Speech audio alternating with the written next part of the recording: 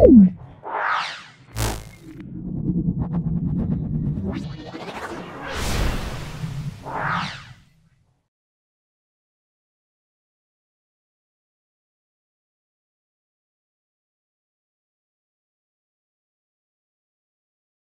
চলছে, সেটা 13তম স্কুল, লাবণ হাট বিদ্যাপীঠ এবং Hooghly branch government high school.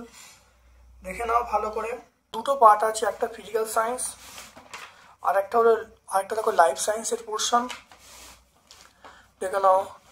Suchitra ক্যামেরায় বস্তু এবং ক্যামেরার দূরত্ব একই রেখে ক্যামেরার দৈর্ঘ্য বৃদ্ধি করলে প্রতিকৃতির আকার কিরূপ হবে?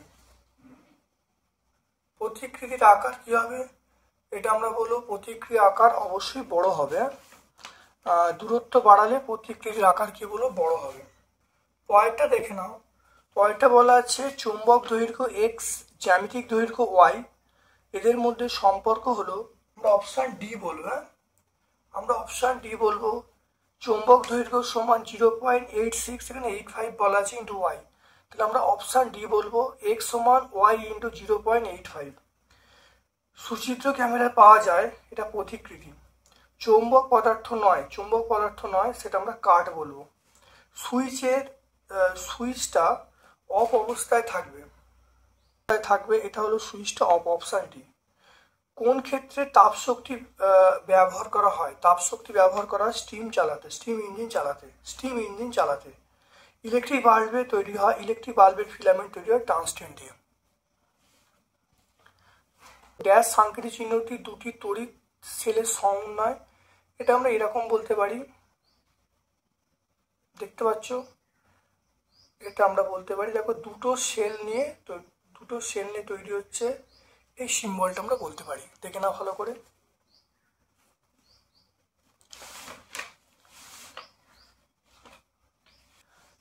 যানবাহন থেকে দেখো শূন্যস্থান পূরণ করতে যানবাহন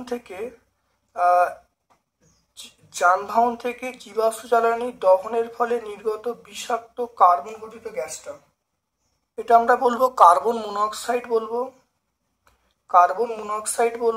বা কার্বন ডাইঅক্সাইড বলবো। প্রথম আমরা কার্বন মনোক্সাইড বলবো, তারপরে কার্বন ডাইঅক্সাইড। প্রথম আমরা কার্বন মনোক্সাইড লিখবো। তারপর দেখো মসৃণ আয়নায় কোন ধরনের প্রতিবিম্ব তৈরি হয়? মসৃণ আয়না আমরা বলবো নিয়মিত প্রতিফলন। অতি বেগুনরশ্মির ক্ষতিকারক প্রভাব, এটা বলবো ত্বকে ক্যান্সার হতে পারে। আমরা বলবো ডিএনএ নষ্ট হয়ে যাবে এবং ত্বকে ক্যান্সার ঘটবে। দেখতে পাচ্ছ, টেক্সট বই 36-এ বলে দেবো।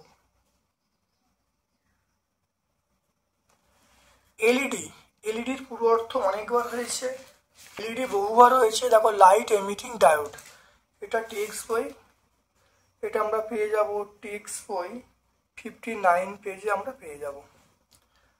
সৌরশক্তি ব্যবহারে এমন একটি যন্ত্রের নাম, সৌরশক্তি ব্যবহার করা হয় এমন একটি যন্ত্রের নাম লিখতে বলছে। সোলার কুকার বলবে, solar cooker, solar heater, solar heater বলবো। আকর্ষণের পূর্বে আবেশ হয়, চুম্বক আকর্ষণের পূর্বে আমরা কি বলবো? আবেশ হয়। এরপরে চলে এসো তিনের দাগের প্রশ্ন। খালি বালতিতে কয়েন রেখে বালতিকে জলপূর্ণ করার পর ওপর থেকে দেখলে কিছুটা উঠে আসছে বলে মনে হয় কেন? দেখে নাও, আমরা এইটা ব্যাখ্যা করে দেবো। দেখে নাও, এইটা মানে প্রতিসরণের জন্য ঘটছে, ছবি এঁকে ব্যাখ্যা করলে হয়ে যাবে। পেজ নাম্বার 45 আমরা পেয়ে যাব।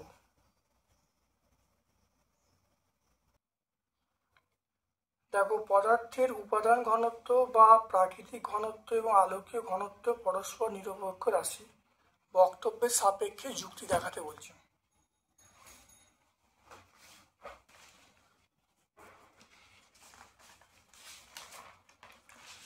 দেখে নাও, মাধ্যমের আলোকীয় ঘনত্ব তার উপাদান ঘনত্বের উপর কোনো সম্পর্ক নেই, এরা পরস্পর নিরপেক্ষ। যেমন তারপিন তেলে ঘনত্ব জলের থেকে কম, কিন্তু জল অপেক্ষা তারপিন তেলের প্রতিসরাঙ্ক বেশি, তাই বলা যায় আলোকীয় মাধ্যম হিসাবে তারপিন তেল জল অপেক্ষা ঘনতর মাধ্যম। দেখতে পেলে? তারপরে দেখো, আবেশী মেরু এবং আবেশী চুম্বক এবং আবিষ্ট চুম্বক কাকে বলে? দেখে নাও, যে যে চুম্বক পদার্থের চুম্বক আবেশের সাহায্যে কোনো চৌম্বক পদার্থকে চুম্বকে পরিণত করে তাকে আবেশকারী চুম্বক বলে। আর আবিষ্ট চুম্বক আবেশের ফলে যে অস্থায়ী চুম্বক সৃষ্টি হয় তাকে আমরা বলবো আবিষ্ট চুম্বক।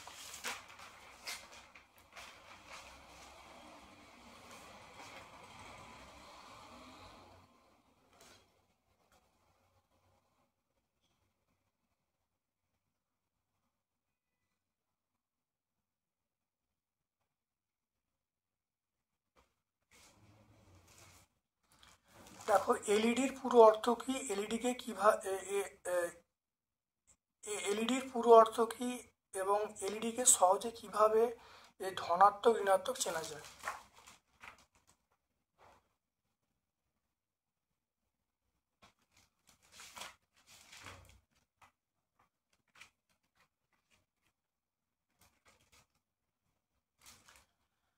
দেখে নাও, এলইডি দেখতে পাচ্ছ, এলইডির পুরো অর্থ লাইট এমিটিং ডায়োড।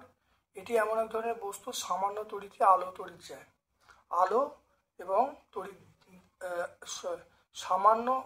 সামান্য তড়িতে আলো দেয়। এর কোনো ফিলামেন্ট থাকে না। দেখে নাও, ধনাত্মক প্রান্তটা মোটা হয়, ঋণাত্মক প্রান্তটা ছোট হয়। দেখতে পাচ্ছ?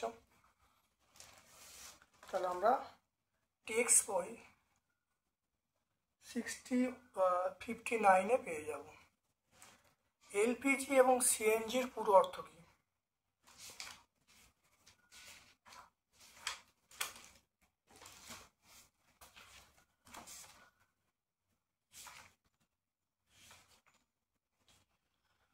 দেখো, এলপিজির পুরো অর্থ দেখে নাও, লিকুইফাইড পেট্রোলিয়াম গ্যাস। আর সিএনজির পুরো অর্থ দেখে নাও, কম্প্রেসড ন্যাচারাল গ্যাস। দেখে নাও। এরপর দেখো, এলপিজি অপেক্ষা সিএনজি কম বায়ু দূষণ ঘটায় কেন?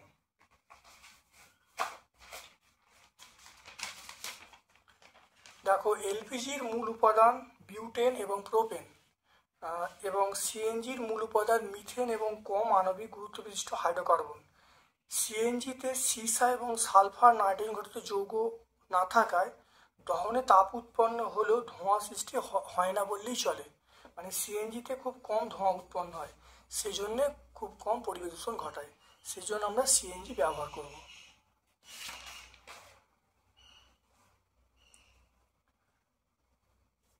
তারপর চলে এসো 4 দাগের 1 প্রশ্ন চলে এসো। অভিসারী অপসারী রশ্মিগুচ্ছের ছবি আঁকতে বলছে।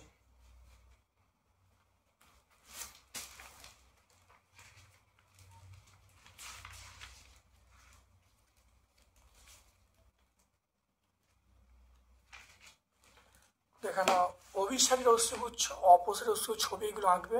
এটা আমরা টেক্সট বই 18 পেয়ে যাব। টেক্সট বই 18 পেয়ে যাব। একটি সপ্রভ বস্তু আমরা মোমবাতি বলবো, সূর্য বলবো। সপ্রভ বস্তু মোমবাতি বলতে পারি, সূর্য বলতে পারি সপ্রভ বস্তু। ছায়া প্রচ্ছায়া কাকে বলে? দেখে নাও, এটা দেখো না, ছায়া দেখতে পাচ্ছ। তাহলে টেক্সট বই দেখো, এই যে গাঢ় অঞ্চলটিকে আমরা বলবো ছায়া, আর অপেক্ষাকৃত আবছা অন্ধকার অঞ্চলটিকে আমরা উপচ্ছায়া বলবো। এটা আমরা টেক্সট বই 19 পেজে পাবো।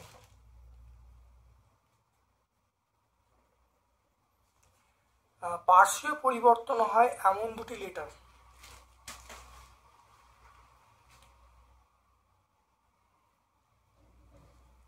পরিবর্তন হয় এমন দুটি লেটার আমরা বি বলতে পারি, এল বলতে পারি, ডব্লিউ।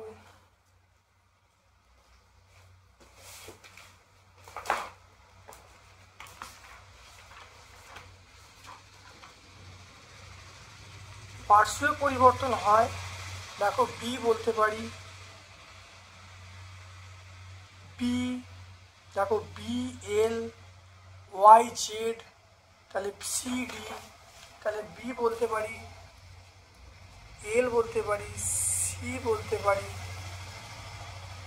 ওয়াই বলতে পারি, বি এল সি ওয়াই, এগুলো সব বলো পার্শ্বীয় পরিবর্তন হয়।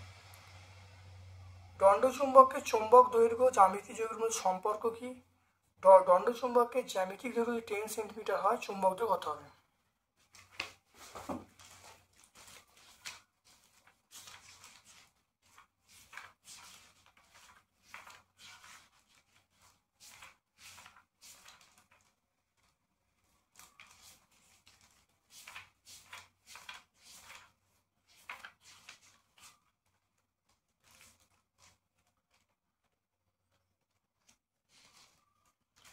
দেখে নাও, চৌম্বক দৈর্ঘ্য সমান জ্যামিতিক দৈর্ঘ্য ইন্টু 0.86। তাহলে চৌম্বক দৈর্ঘ্য দেখো না কীভাবে পাবো। তাহলে চৌম্বক দৈর্ঘ্য পেতে গেলে তাহলে আমরা কি বলবো, তাহলে 0.86 ইন্টু জ্যামিতিক দৈর্ঘ্য করলে কত হবে, 8.6 সেন্টিমিটার। তাহলে তাহলে আমরা চৌম্বক দৈর্ঘ্য পাবো 0.86 ইন্টু 10, তাহলে 8.6 সেন্টিমিটার। তোমার কাছে দণ্ডচুম্বক আছে, চুম্বকটি মাঝামাঝি ভেঙে দিলে মোট কতগুলো মেরু থাকবে বুঝিয়ে বলো।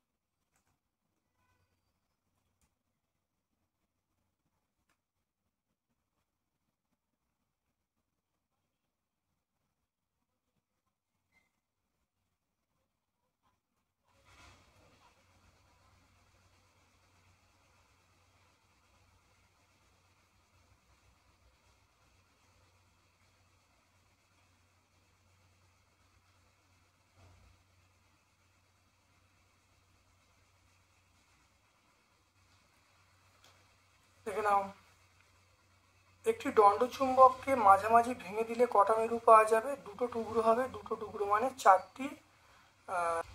তারপরে দেখো চুম্বক ক্ষেত্র কি, দেখে নাও চুম্বক ক্ষেত্র, আমরা চুম্বক ক্ষেত্র বলবো। এটা টেক্সট বই 42 পেজে পাবো।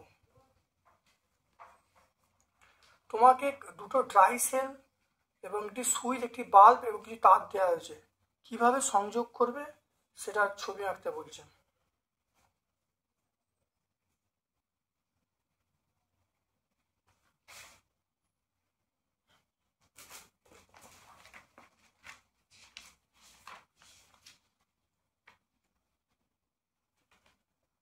দেখে নাও, এই ছবিটা তোমরা আঁকবে, আঁকলেই কিন্তু উত্তর। এই ছবিটা তোমরা ভালো করে আঁকবে।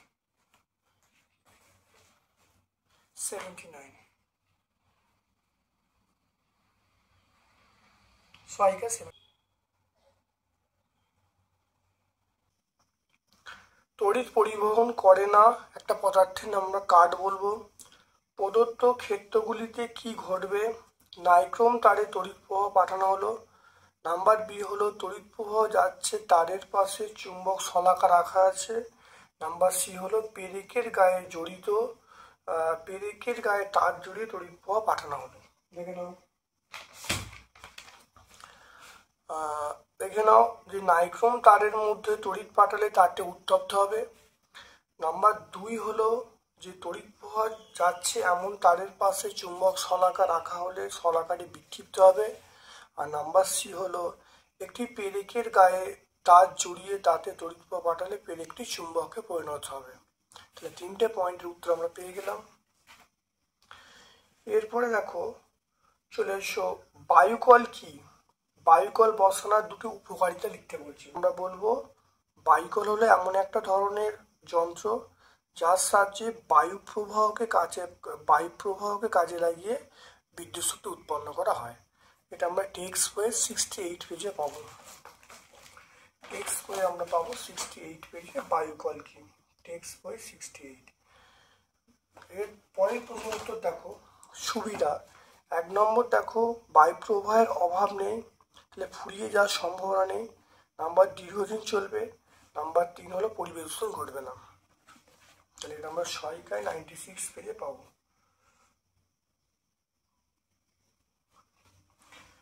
তারপর দেখো একটি পরিবেশ বান্ধব শক্তির উদাহরণ দিতে বলছে। এটা আমরা সূর্য বলবো। পরিবেশ বান্ধব শক্তি সূর্য বা সৌরশক্তিও বলতে পারি। জীবাশ্ম জ্বালানি ব্যবহার না করে আরো বেশি পরিবেশ বান্ধব শক্তি ব্যবহার করা উচিত কেন?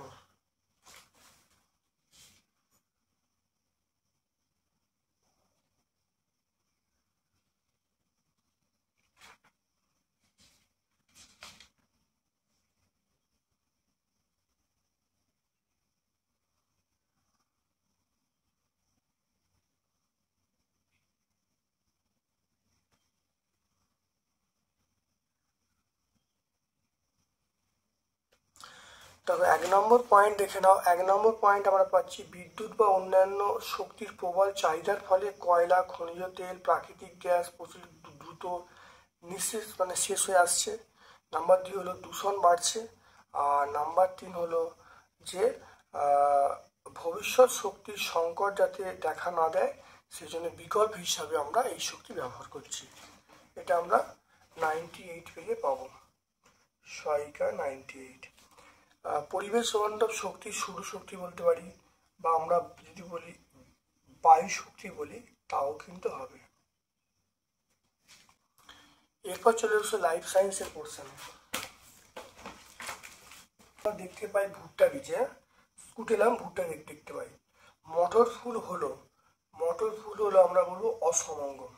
শ্বাসমূল দেখা যায় সুন্দরী গরান গেওয়া, এখানে সুন্দরী আছে। যে প্রক্রিয়ায় দেখো যে প্রক্রিয়ায় পরিবেশে ফুলের গন্ধ ধূপকাঠি জ্বালালে সারা ঘরে ছড়িয়ে পড়ে, সে প্রক্রিয়ার নাম আমরা বলবো ব্যাপন বলবো। তারপর দেখো ড্যাশ পরাগযোগে দুটি ভিন্ন উদ্ভিদের মধ্যে ঘটে। এটা আমরা ইতর পরাগযোগ বলবো। ইতর পরাগযোগ দুটো ভিন্ন উদ্ভিদের মধ্যে ঘটে।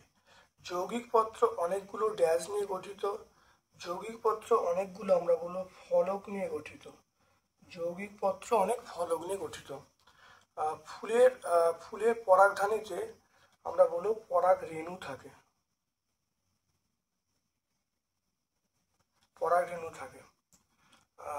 তারপর দেখো আমের ড্যাশ অংশ খাই। আমের আমরা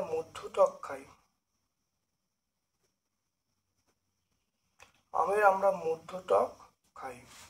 কোষপ্রাচীর দেখো, কোষপ্রাচীর আমরা দেখতে পাই সেটা উদ্ভিদের। কোষপ্রাচীর আমরা উদ্ভিদ বলবো। ডিম্বকনালী বা হাইলাম এটা দেখা যায় মটরে, আমরা মটর বলবো। শামুক পরাগী এটা আমরা বলবো আমরা কচু বলবো। আর খর্বধাবক আমরা কি বলবো?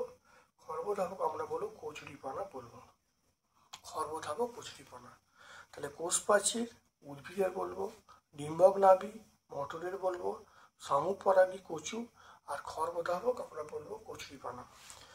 তরল ব্যাপন উদাহরণটা আমরা বলবো জল এবং কালি তরলে তরল।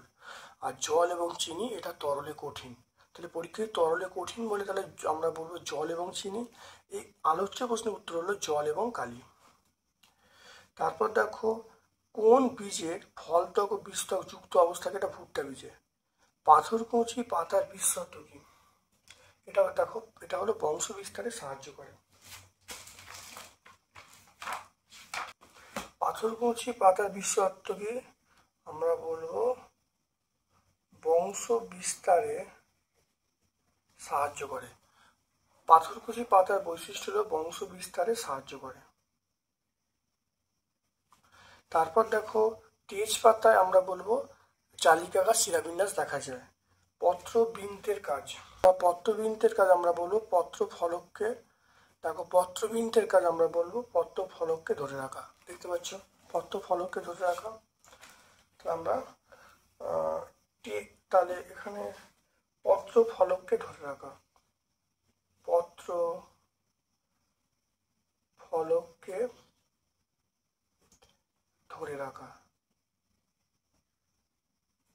পত্রবৃন্তের কাজ হলো পত্র ফলককে ধরে রাখা। কিশমিশ জলে ভিজিয়ে রাখলে ফুলে ওঠে কেন?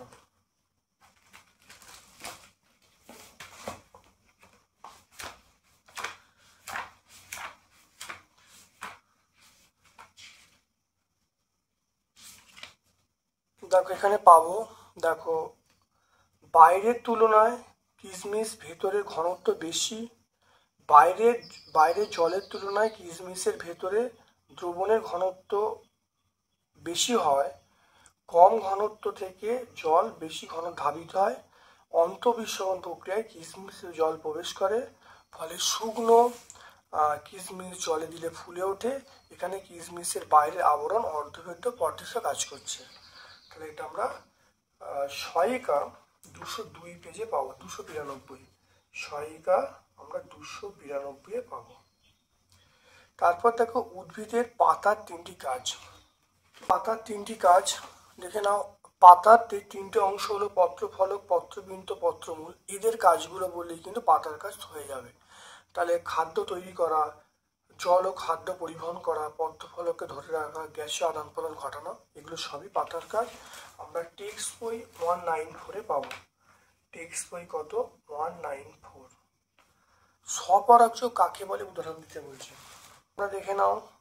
অর্থাৎ কোনো ফুলে পরাগরেণু যখন ওই ফুলে বা অথবা একই গাছের অন্য ফুলে গর্ভমুণ্ডে গিয়ে পড়ে, তখন তাকে আমরা স্বপরাগযোগ বলবো।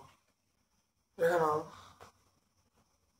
স্বপরাগযোগ যেটা হবে সেটা আমরা শিয়াল কাঁটা বলবো, দোপাটি বলবো, অপরাজিতা বলবো।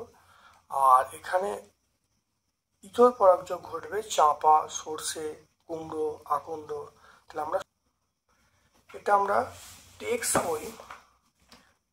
বই 210 পেয়ে যাব। দেখো অঙ্কুরোদ্গম কাকে বলে।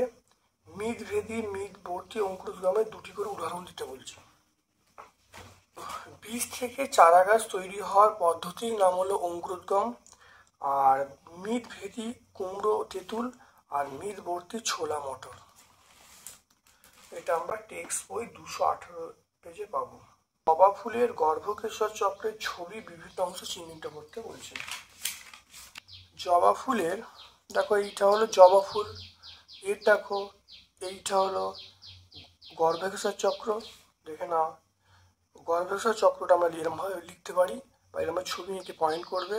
প্রথমে এই ছবিটা আঁকবে, তারপরে এই ছবিটা আঁকবে। গর্ভমুণ্ড, গর্ভদণ্ড, গর্ভাশয়। Page number 197।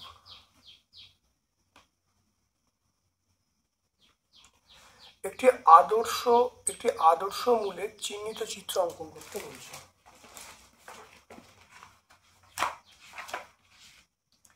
দেখে নাও, একটি আদর্শ মূল, এই ছবিটা তোমরা আঁকবে। এঁকে রাখবে। এখানে স্থায়ী অঞ্চল, মূল্যম অঞ্চল, বর্ধনশীল অঞ্চল, মূলত্র অঞ্চল বলবে।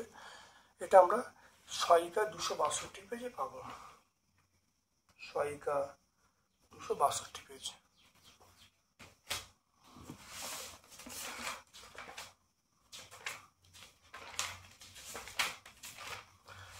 তাহলে আজকে আমরা 13তম স্কুল সলভ করলাম।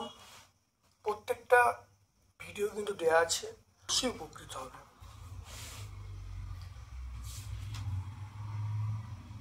আমার পক্ষ থেকে সকলকে ধন্যবাদ এবং শুভকামনা জানাচ্ছি। তোমরা অবশ্যই এরপরে অঙ্কের সেটগুলো পাবে। Thank you.